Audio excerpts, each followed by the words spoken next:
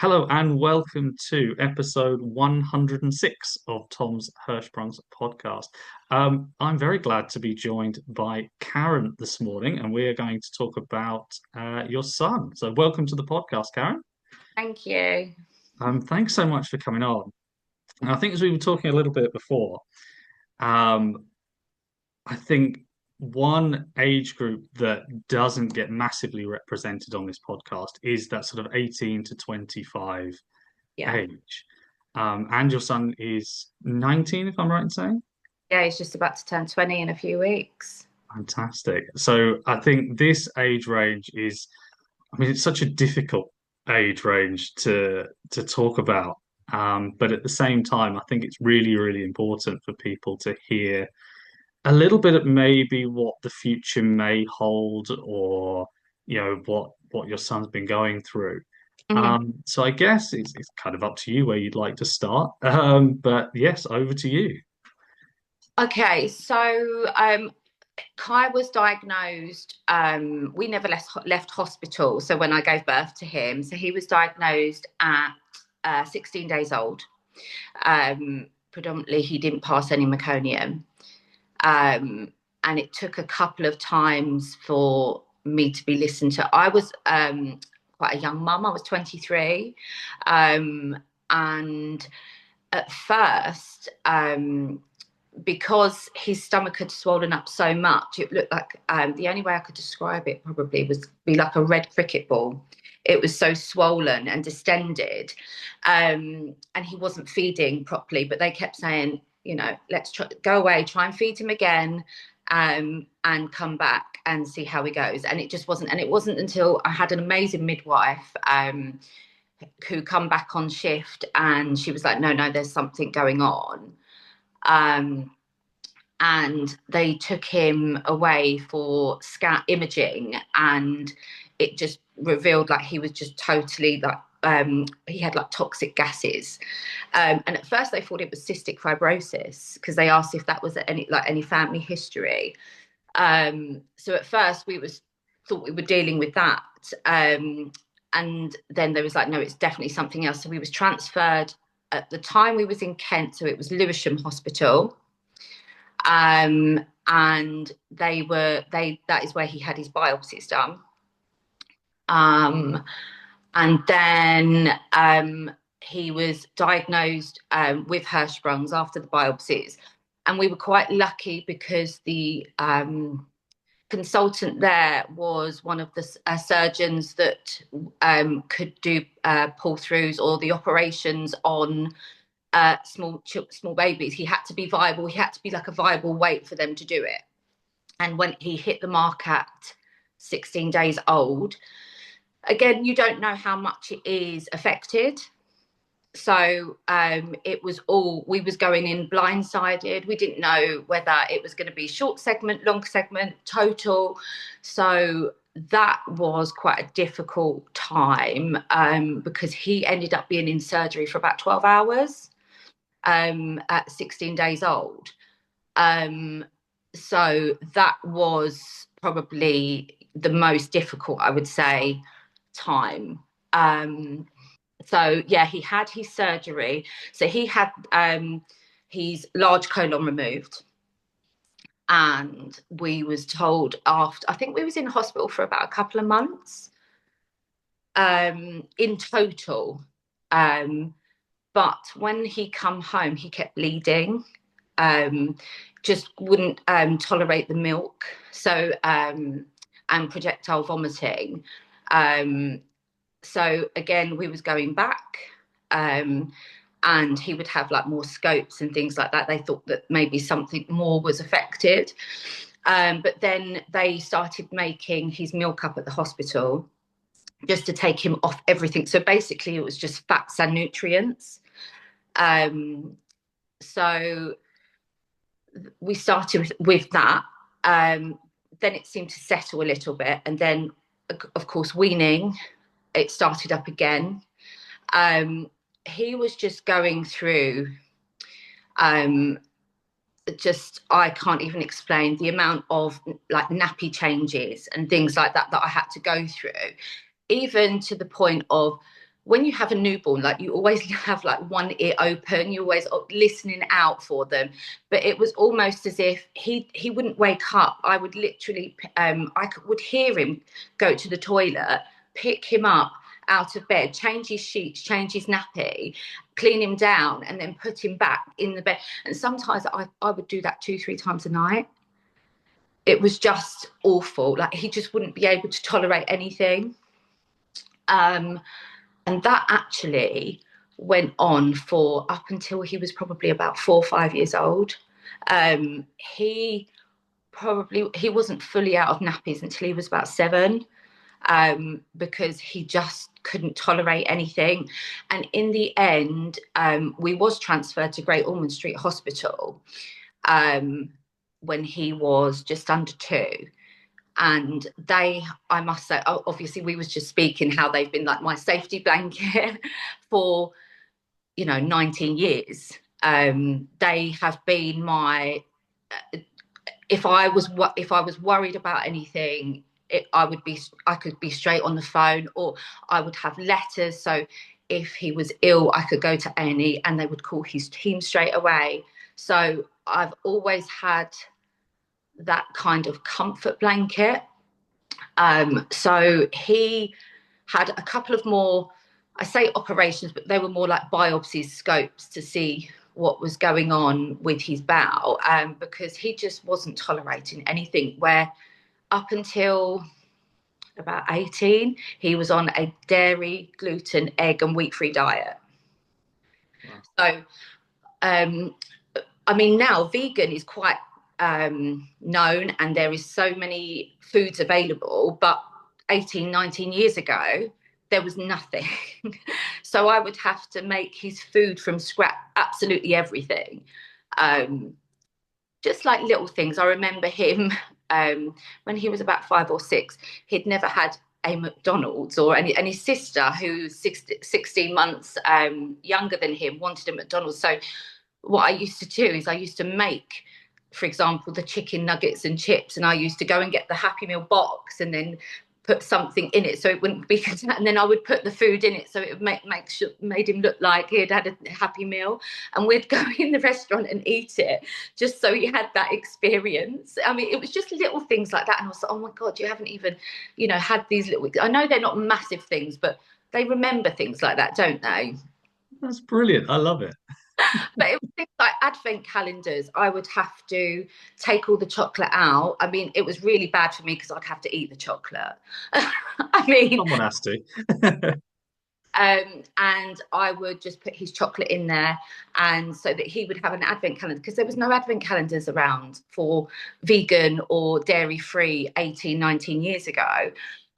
So, things like that I would have to do. Because anytime we reintroduce food, I mean, we was under dietitians and nutritionists, he would just bleed. His bowel was just so sensitive. We just couldn't get him to a point of he could eat something. Even traces, he would either throw up or it would be like the other end. And it was just really a tough time. So yeah, we was under Great Ormond Street, as I said, for quite a few years, and that's how it's basically been for his life, basically.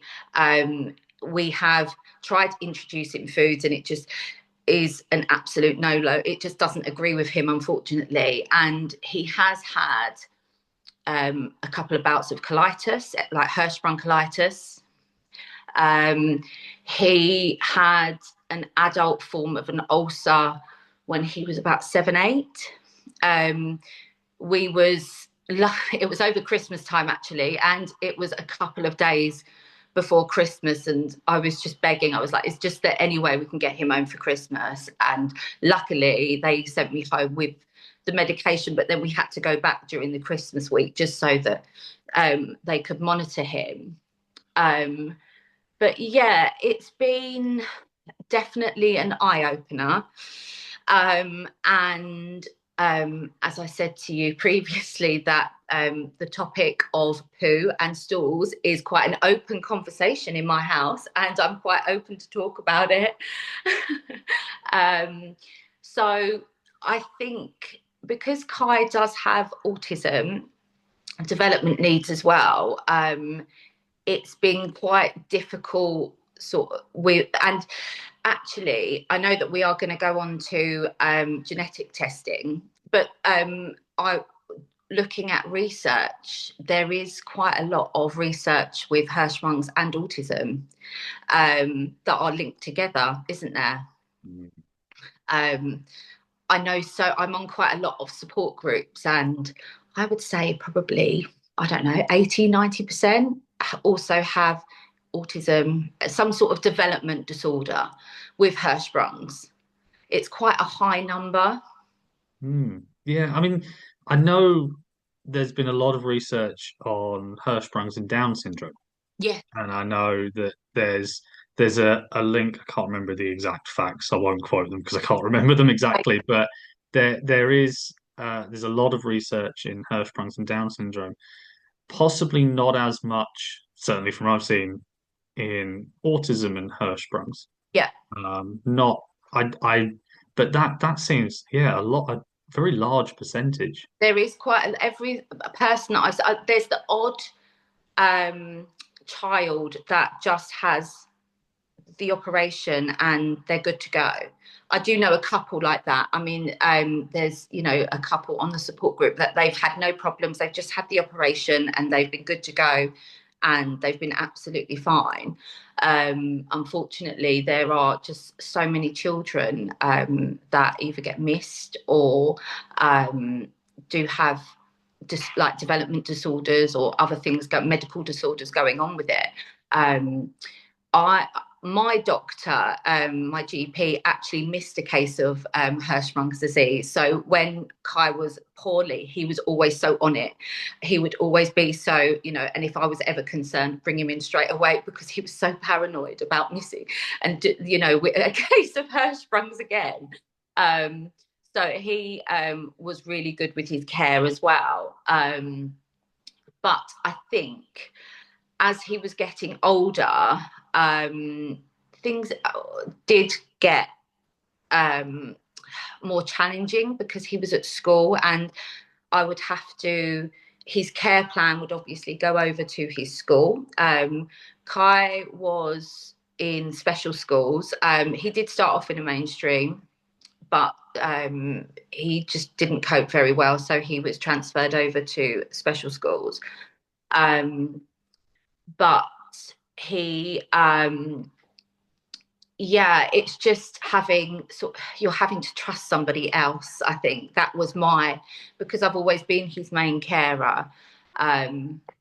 It was trusting somebody else that they would sort of be on top of it, because I mean, you probably yourself that as if you get ill, then it usually goes to your stomach. That's how it would work with Kai. If he, especially in the winter, we used to really suffer in the winter. If he ever got even a cold, it would just go straight to his stomach.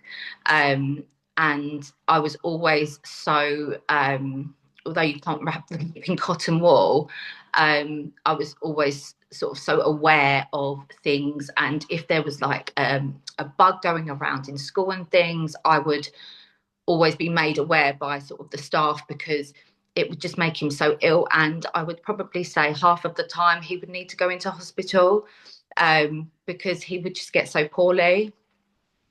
Yeah, I mean that is a tricky one, especially wintertime.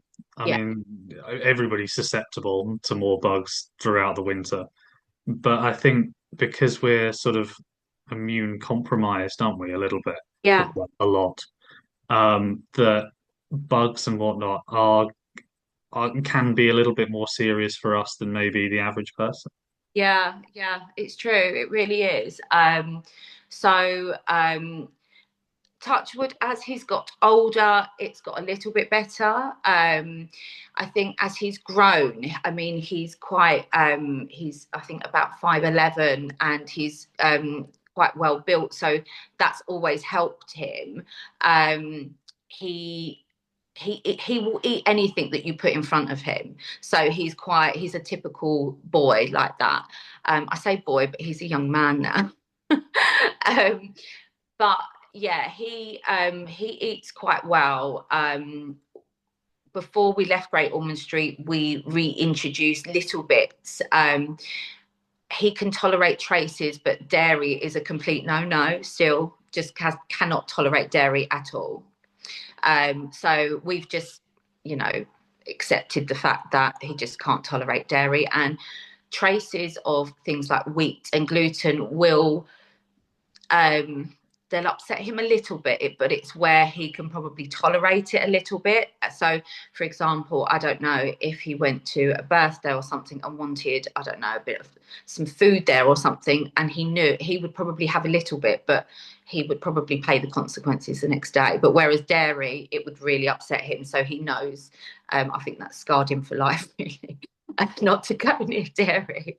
But yeah, I think it's hard because, as you say, when you hit puberty, your hormones and things like that, once that all kicks in, and having to um, explain to them about their condition, and they need to try and be independent with managing it. You probably know with yourself, and it's hard because I mean he was a very quite angry over it when he was younger because he couldn't eat the same foods and things, you know, even things like school Christmas dinners. I used to cook a Christmas dinner and then drive it to the school so he could eat the school Christmas dinner with all of his friends because he obviously couldn't eat it. Um, he used to get really angry over it, but I think now he's just accepted, and because things like vegans food is so, I don't want to say fashionable, but it's more aware now, and quite a lot of people do have that diet. He's actually quite okay with it. But we did go through quite a few years of just being quite angry because he couldn't eat food and certain types of food.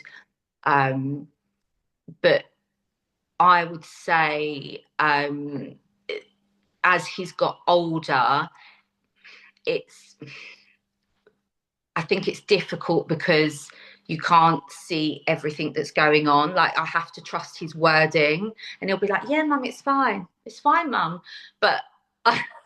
And then he might be ill a couple of days later, and I'll be like, "Okay, obviously it wasn't fine." You probably know yourself. Maybe you done that as well. I don't know. Yeah, I think it's a tricky one with Hirschsprungs because I believe that we have a higher pain tolerance than other people. Yeah, So what hurts others or what's, illness to others maybe is normal to us. So yeah, maybe, I don't know, maybe he is kind of going, oh, everything's fine because it's actually like normal to him, like it was to me. yeah, But for anybody else, they'd be going, oh no, I'm really in pain, I'm really ill. But just because I think because of all the surgeries and the procedures we have, and because the stomach is quite a delicate area just generally, yeah, and you've had all of this invasive stuff. I mean, even if I say only just had the pull through, even if you just had one or two surgeries, yeah, that's a really invasive procedure.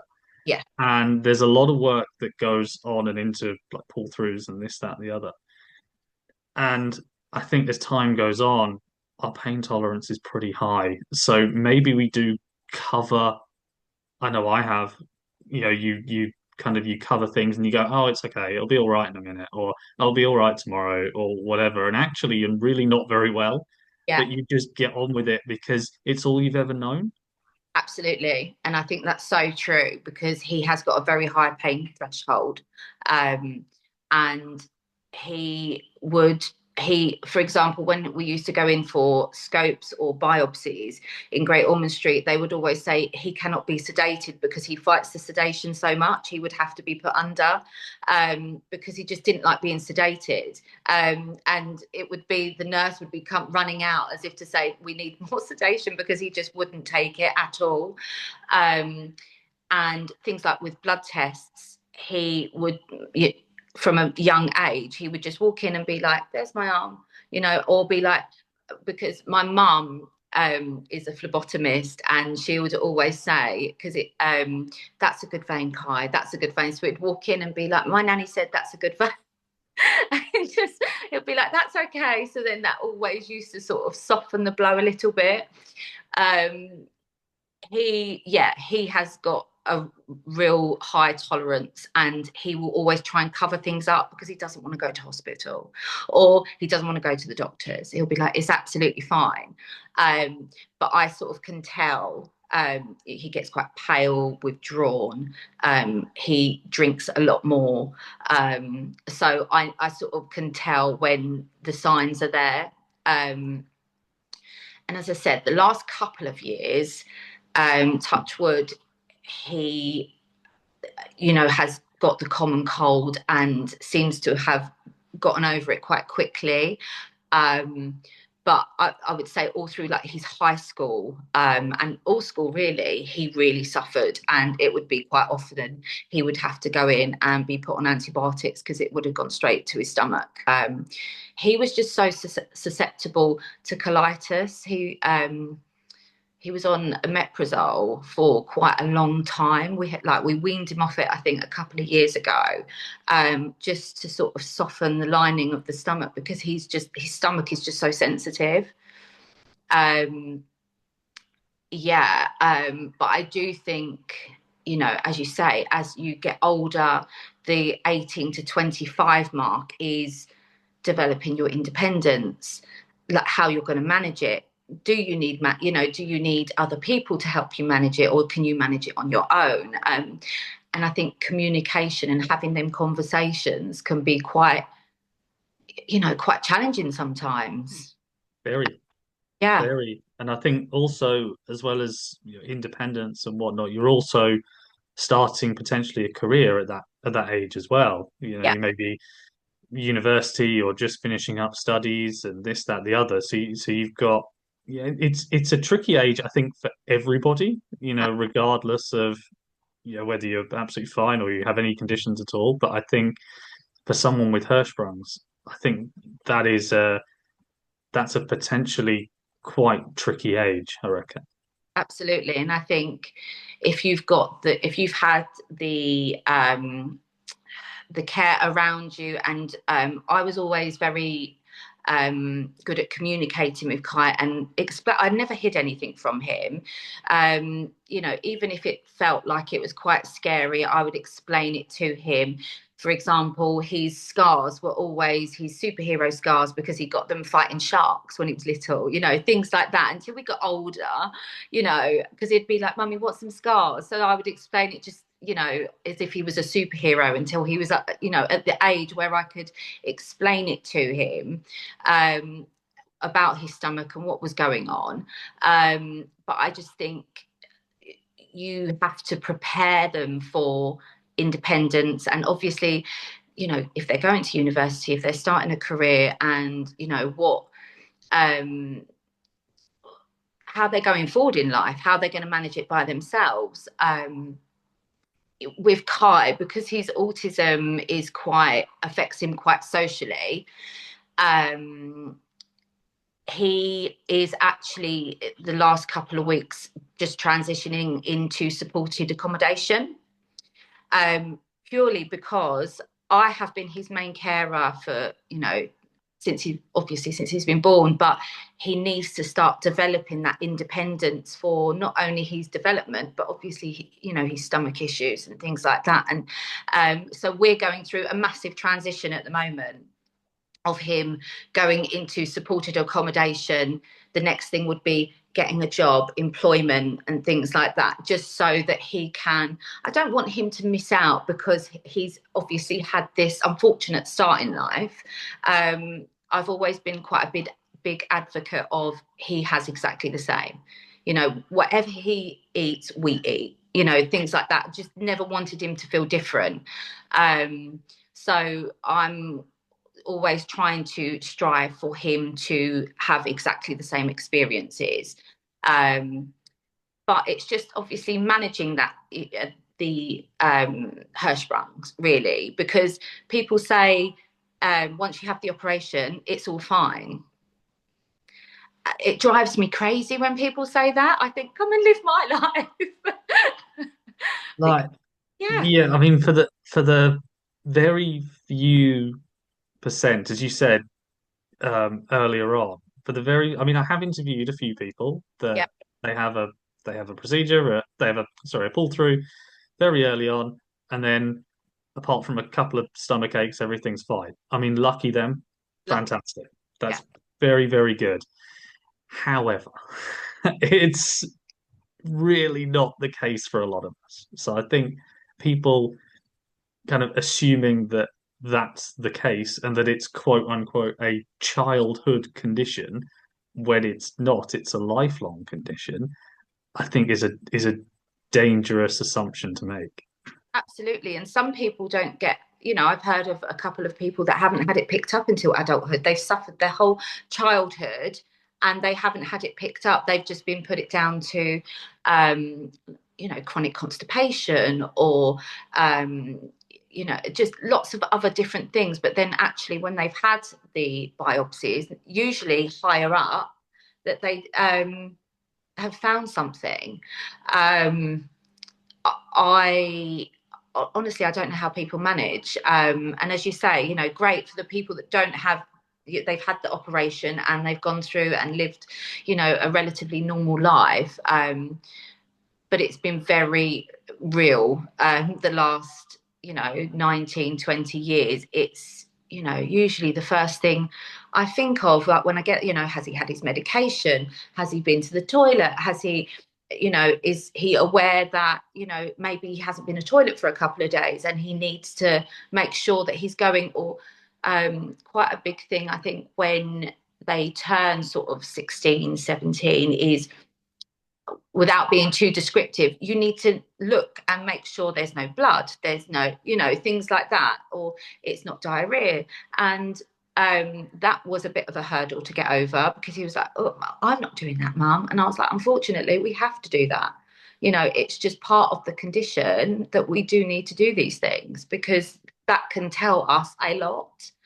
Um, so yeah, I think that when he got older was one of the challenges, definitely. um, I did actually say to you, we did have genetic testing um, when he was, I want to say he was about 4 or 5. And it come back as just totally sporadic. So it's a class as a sporadic condition, a sporadic, um, what's the word I'm looking for? It was just a sporadic thing that happened in his. So it wasn't, neither myself or my husband at the time was a carrier.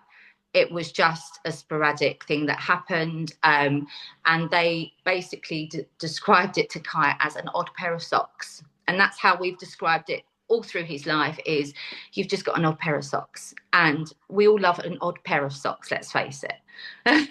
Yeah, um, that's yeah. I mean that's it staggers me really the amount of people like Kai and like myself who have no family history whatsoever, yeah, and just you're the one in 5,000, and it's just that's just it. Like there really isn't a. I guess kind of going back to what you said previously about the sort of anger about the foods he couldn't eat and this, that, and the other. I know one of my issues was sort of that anger of going, well, why me? Why am I the one who got it? Why? Yeah, and nobody can answer it. I think that's the real frustration. I mean, even through genetic testing, still nobody can kind of go, oh, it's come from here and it came from, this side and this person and then it passed down and through. Nobody can explain it. I think that's just it's frustrating. it is so frustrating. And I went to that appointment thinking that they was going to have all my answers. Um, and when she said it's just sporadic, it just happened, and I was like, I just couldn't. It took me a while to accept it because I was expecting her to say, okay, well, you know, either myself or my husband was the carrier, or it's come from XYZ. But she couldn't really give us a lot of information, or the fact that if Kai ever had children, they obviously would be more susceptible to having it. They would have a higher percentage, and then it would obviously move down. And um, even with me, because Kai was my first child, I was worried about other children having Hirschsprungs, because also that's quite common as well, isn't it? Yeah, very Um, much so. and she couldn't give me an answer. She just gave me percentages that, yes, you are going to have a higher chance of having another child with Hirschsprungs. Um, I had two girls after Kai, and thankfully they didn't have any issues at all. That was one of the first things I said to my midwives, was like, please just make sure they poo. I don't, please, that is the first thing I need to know. But yeah, they just gave us percentages and just said, Kai, you've got an odd pair of socks. And that's the way we've gone through life, and said, okay, we've got an odd pair of socks. We can deal with that. But it is quite frustrating, because again, you are the one in 5,000, and it is. I went through a few years of being, why my baby? Why my child? You know, what have I done wrong? Was it something I done in pregnancy? Was it something? And it's nothing that you could. It's physically out of your hands. You know, at the end of the day, it's physiologically, it's just the makeup, isn't it? And it's just unfortunately a genetic glitch, I suppose, that's happened, and you just have to deal with it. And as my mum used to say, although it has been hard and it has been difficult, there are worse things. And you can, it's challenging, it's hard, and there have been days where, you know, I'm like, I just physically can't do this. But, you know, at the end of the day, it could be a lot worse. So you just have to be grateful and thankful, and that, you know, you can manage it. Um, but yeah, it's not to say that you don't, you know, when he has been ill, like very poorly, um, I think I took it very badly, and I was so. When he first was transferred over to um, Lewisham, he was really poorly when he was only a few days old, and I think one of the things that sticks with me is, usually if you go into a hospital and you say, oh, they're going to be okay, they're just going to be given some medicine, they'll be okay, and usually the nurse or doctor will be like, absolutely, that's fine. And I think on two occasions, I think myself or my husband at the time said, you know, he is going to be okay. And you've had the response of, you know, your baby's really poorly. You know, we're going to do the best we can. They couldn't give you an answer. And I think that has traumatized me. And it does, it would do. um, and I think that's where I became like a complete. I did mollycoddle him quite a lot in the first few years, and that's you know, you do, because you obviously you're so worried. I mean, he would only be allowed to drink bottled water, and I used to check his temperature several times a day because I was so scared of him becoming unwell. And I think you hear them words and you just think, okay, this is serious. But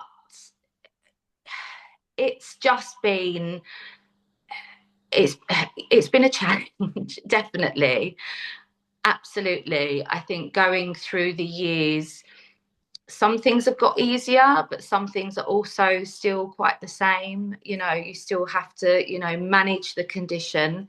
He's still medicated, um, but I'm hoping that, you know, it's always going to be like that, but with some extra support, he will be able to manage it a bit more himself, because it's difficult. You can either go through life, as you say, and just manage it and maybe, I don't know, have the odd stomach ache, as you say, or it's a constant thing that you have to be aware of. Yeah. Yeah, you're right. And it's so difficult to give an answer and give that kind of, this is going to be like this when you get to 20. It's going to be like this when you get to 25. Because everybody is different and everybody reacts in different ways. And I think for me, it's just kind of one of the reasons of doing this is just to kind of get more stories out there. So you just have more options as to what life may be like, but we can't say what it will be like.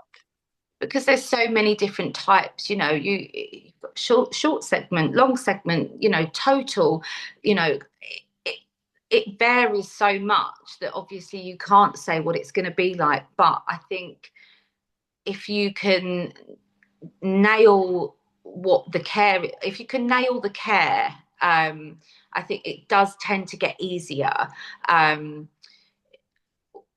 I mean, it's just natural for me now. It's just one of them things that I always think about, that I've always had to think about. I think it's going to be harder for me to actually hand over to another person, because what do I do? This is what I've done all my life, for the last 20 years, is care for him and make sure that everything, and even, things like appointments and things like that. I honestly don't know what I'm going to do with myself. um, but I suppose that's part of motherhood as well. You have to let them go, and that's what I really wanted to do. I really needed him to start developing independence, because he does rely so much on me. Not just because of the Hirschsprungs, but because of things like the autism and things like that. He does rely so much on me. He does need to start developing his own, care skills and things like that, and his independence. But again, it's going to be hard, but you have to let them. I suppose you just have to let them go, don't you? I think so. I mean, I wouldn't know it from a parental point of view, but that's what it sounds like to me. I think it's tough for any parent to, when the child moves out or whatever. But I think especially if you've been so heavily involved in all of their care, all of their appointments, checking, everything, making sure they're okay with this, that, the other, and then to sort of have to go, right, okay, now they need that sort of semi-independence, but Yeah, sort of also knowing that you're there as well. absolutely. So it's not like totally throw them all out and they're, Of it. absolutely themselves. They Yeah, know he knows you're there, and if he needs questions answering, I'm sure you'll be absolutely there. Um, but it's tough.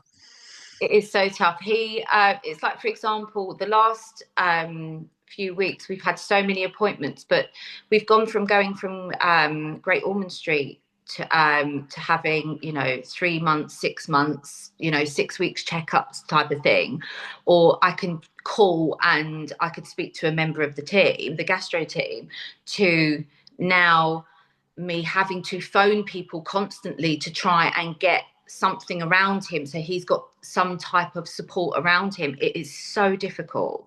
The adult care is just yeah, I'm quite let down by it, really, that I'm having to constantly ring people. And from being discharged from Great Ormond Street, we waited a year and a half for that appointment. And he has like a local consultant, but then he also has like a specialist if he needs to go and obviously see them. But again, to get that we've waited a year and a half. It's been crazy.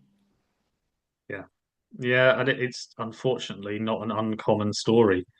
From especially that, but that gap between when you leave Great Ormond Street or any children's hospital, and then it's into the big world, and that's kind of it. There's no smaller transition into sort of a you know teen hospital or whatever, and then on to you know into sort of functioning on your own. And I think, and again, obviously there's funding and this and that and the other. Yeah, that's obviously a massive issue, but it's what happens in those sort of twenties, isn't it? Those early twenties, late teens, and I think that's a really difficult one because you go from almost your every need being met to nothing. There's nothing in between. Absolutely. Yeah, that's exactly it. There's nothing in between. And that is where you have to try and pick up and manage and do the best that you can. But it's scary. It really is. It really is scary. But yeah, so that is where we're up to at the moment. So we're embarking on a new journey. Hopefully, it will be smooth as it can be. Absolutely, and it's been obviously a heck of a journey so far. But just as we wrap up, the future. I know we talked a little bit about the sort of in betweeny care that there'll be, and that he's moving into supported accommodation. But I guess obviously you can't see into the future with a crystal ball as such. But what do you hope for Kai's future? He is a big creative writer. And I hope that he will go into something. I mean, he's so like he emails quite often production companies of like ITV and BBC because he doesn't have that perception, and I love that he has no filter. He will email them and ask for funding for his films. Like it's fantastic, absolutely. Love it. Don't It's ask, you don't get. Exactly. I'm like, son, I'm so proud of you. If you don't ask, you don't get. Um, and he went to Elstree Studios for an interview for an apprenticeship because he was emailing people. So, yeah, I do hope that he can go into his field of what he loves. I mean, he's obsessed with things like Titanic and Big Ben. He can talk all day long about things like that. And I hope. Um, that he will go into that sort of line. He will be able to manage it. I'm quite sure. He will just probably be he will need to be more aware of things and just to with dietary needs, and if he's feeling a little bit off and things like that, he just needs to be more aware. Because I'm not going to be behind him every step of the way, when he's got a job and things like that. So that's the most important thing I think at the moment, is for him to find employment and be settled in his new, when he's moving. So yeah, my hope for the future for him is to really get into his line of creative writing, because that's all he does is sit at his laptop and he will write. That's his thing. If he's upset, he's happy, or he just needs a little bit of alone time, he will just write. So yeah, I hope so. I hope that he will go into that type of thing. I'm sure he will. I mean, he could be emailing Steven Spielberg next. I don't know. Probably. Well, let's hope so. And I just want to say thank you so much for coming on and sharing what's been an amazing story. And I wish both you and Kai all the very, very best for the future. No, thank you. It's been really, really interesting to speak to you, and it's been nice to sort of have, the conversation with you, because obviously yourself, you're older as well. Um, briefly what we spoke about before.